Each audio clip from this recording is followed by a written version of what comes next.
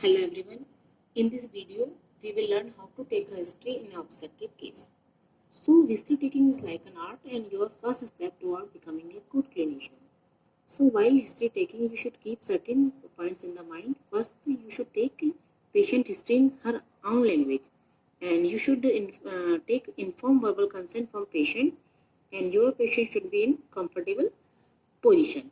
So first we move on the patient details, that is the patient name, husband name, age. If age is less than 19 year of age, it is called teenage pregnancy, and this pregnancy there is increased incidence of preeclampsia and the CPD. Then if 35 year of age of patient is there, that is called as elderly gravida. In this pregnancy, there is increased incidence of congenital malformation, chromosomal abnormalities like a Down syndrome, diabetes mellitus, hypertension, and multiple pregnancy. Then move on address. Address gives an idea about an endemicity of a diseases like sickle cell anemia and malaria, etc. Then occupation of herself or husband. Usually occupation is important because it gives an idea about her socio-economic condition. So according to modified Kuppu-Swamy scale, we give a rough estimate about the level of class. So if a patient come to lower socio-economic classes, then it means there will be malnutrition and increased incidence anemia and increased preeclampsia and lot of complication due to anemia. Then education. Education gives also a rough idea about her level of understanding of patient, about antenatal care, visits, investigations, and follow-up. Then the duration of marriage. Then duration of marriage is important in case of the primary gravida patient, where active married life is more than year. Then means there increase in there is a maybe history of any in ovulation inducing agent like clomiphene citrate or letrozole, gonadotropin, etc.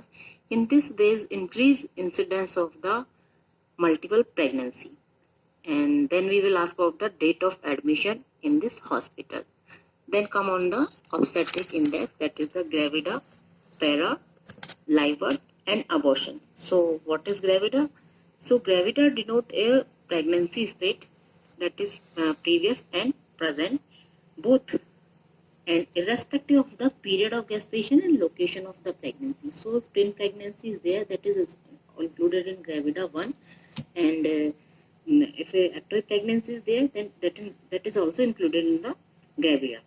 Then parity, that denotes a state of previous pregnancy beyond the period of viability. Usually period of viability is 24 weeks now these days, but previously it was 28 weeks, and in Western country it is also 20 weeks at present. Then we usually write obstetric index in GP, gravida and para. Then para denote by the TPAL, means T means term pregnancy, P means preterm pregnancy, A means abortion, and L means live birth.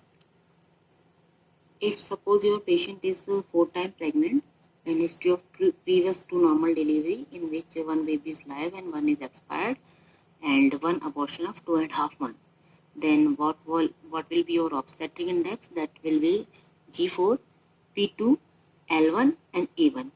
And when we denote an TPAL formula, then G4, P2, 2 plus 0 plus 1 abortion and 1 live birth. So next move on period of gestation, that is LMP and by ETD, and this is calculated by the Nagli's formula. In this we add 9 calendar month plus 7 days in the first day of the last menstrual period. But this is usually useful for the patient given history of regular cycle. And but patient usually if a patient have history of 45 days cycle, and maybe shorter cycle like 20 days, then how will we calculate the EDD? So if a longer cycle, then we get add the extra days to get EDD. Woman with like 45 days cycle and LMP is 3 January, then EDD is calculated would be 25th October. And for shorter cycle, we subtract the shorter days to get EDD. Woman with 28 day cycle, LMP is 3 January, then EDD could be 30 September. So the reliability of EDD is excellent if following conditions are there. Then first is the patient was not using oral contraceptive because ovulation may not have occurred 2 weeks after the onset of loss withdrawal bleeding due to use of OCPs. Second, patient had history of 3 or more regular period before the last one, and the last period was normal in duration and amount of flow. Then third is when there is ultrasound measurement of the CRL, that is ground rump length, at 6 to 11 weeks, and these all criteria is met, then it is usually an excellent date. Then whether patient is booked or registered. So we called registered patient when there is registration has been done with an ANM or subcenter as soon as patient become pregnant, and early registration by 12 to 16 week of pregnancy or during first antenatal visit. So registration is there. But if patient have usually give history of 3 or more antenatal visits, then patient is called book patient. So number of ideally antenatal visits should be usually 3 antenatal visits in uncomplicated pregnancy, that is first at 20 week, second is 32 week, and third at 36 week. So usually ideally antenatal checkup should be done once every 4 week in first 28 week, and every 2 week in till 36 week, and weekly after 36 week. So this is the number of the antenatal visit. Then we will go for the chief complaint. So what was her chief complaint? Patient is referred or not. So in chief complaint we will there is always a month of amenorrhea should be there. How month patient is pregnant. Then come on the history of present illness, and that is onset, in duration and progression, what was the nature, and any aggravating factor or relieving factor, and any associating symptoms, and for whether she took any treatment for this or not, or any hospitalization was done or not. Then move on history of present pregnancy. So this is most important part of history taking, and in this we have to take history according to trimester wise. So history of first trimester, we will ask about the type of conception, whether spontaneous or artificial, QPT was done or not, and pregnancy confirmed by the any test or any weakness symptom of like breast discomfort, any weakness, period of amenorrhea, and there was registration or not of this pregnancy, and if registration was there, then number of antenatal visits was, and history of folic acid intake, history of excessive vomiting, any fever with rashes and chills with rigor, any burning mutation, radiation exposure, any bleeding discharge, any drugs intake. So there is importance of fever with rashes in first trimester. If the patient gives history of rashes, arthalgia, or lymphadenopathy in first trimester, that may be rubella.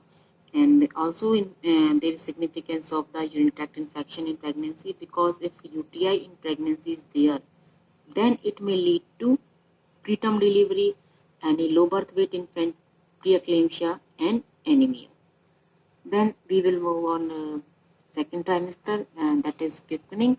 We will ask over the quickening. So what is quickening? It is the perception of active fetal movement by pregnant women, and it is usually felt at 18 to 20 week in primary gravida, while 2 week earlier in multipara.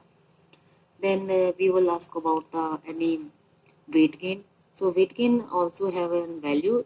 If 11 to 16 weight gain is recommended of normal BMI patient, that is 16.4 to 24, but patient BMI is low, that means less than 19, then ideal weight gain should be 12.5 to 18 kg.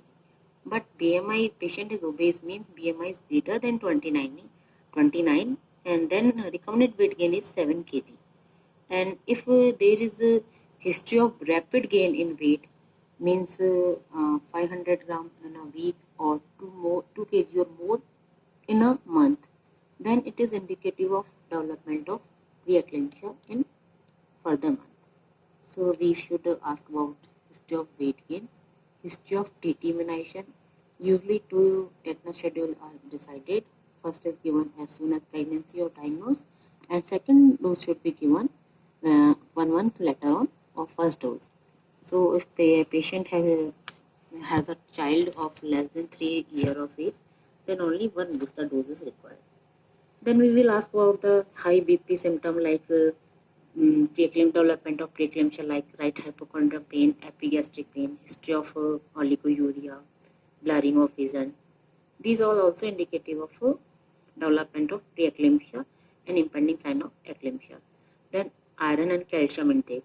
So usually Ministry of Health, Government of India has now recommended intake of 100 milligram of elemental iron with 500 microgram of folic acid in second half pregnancy for a period of at least 100 days. Or when a woman with previously affected children, then folic acid doses increases, that is 4 milligram per day, while prophylactic dose is 500 microgram of folic acid supplementation is required.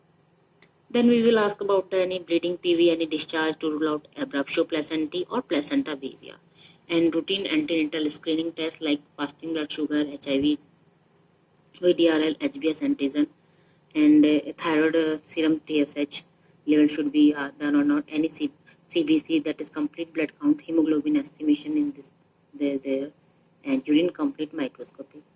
And we will ask about history of anomaly scan, whether patient done or not anomaly scan, that is usually performed at 18 to 20 week of pregnancy in second trimester, and this is known as level 2 scan or anomaly scan. Then move on the history of third trimester.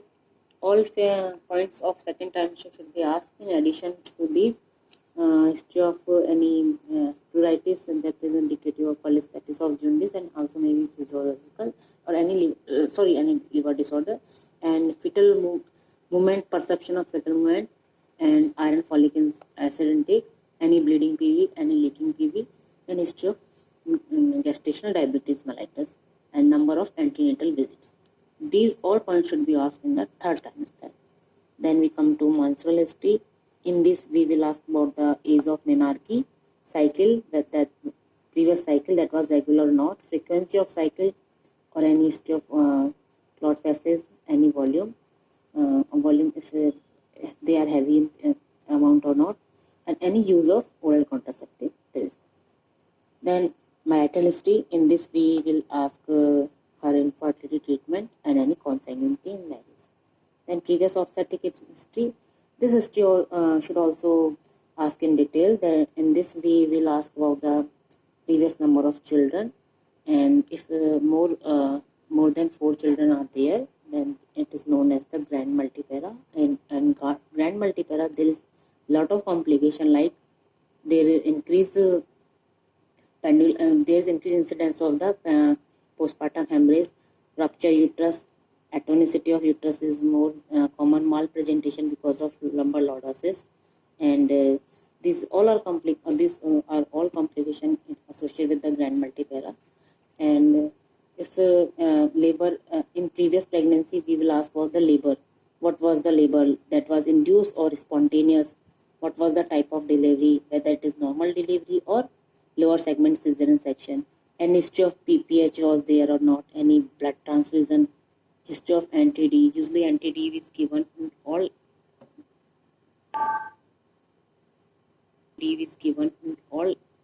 Rh negative women at 28 week of pregnancy, and second dose is given when the baby is Rh positive, that is given within 72 hours of birth.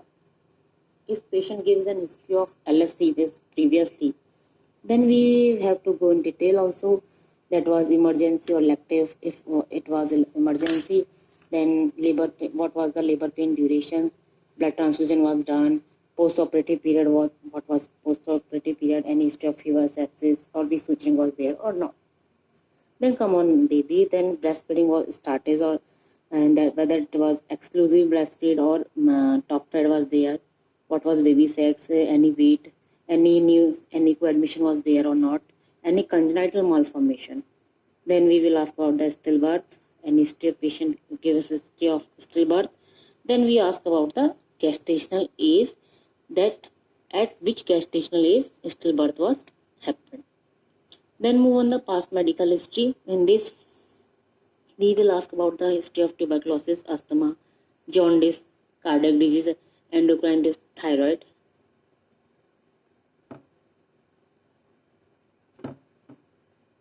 And autoimmune disorders.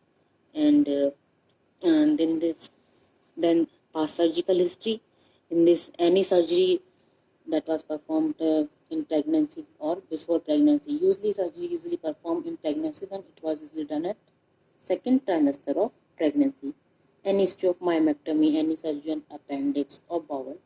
We should ask all these. Then move on the personal history.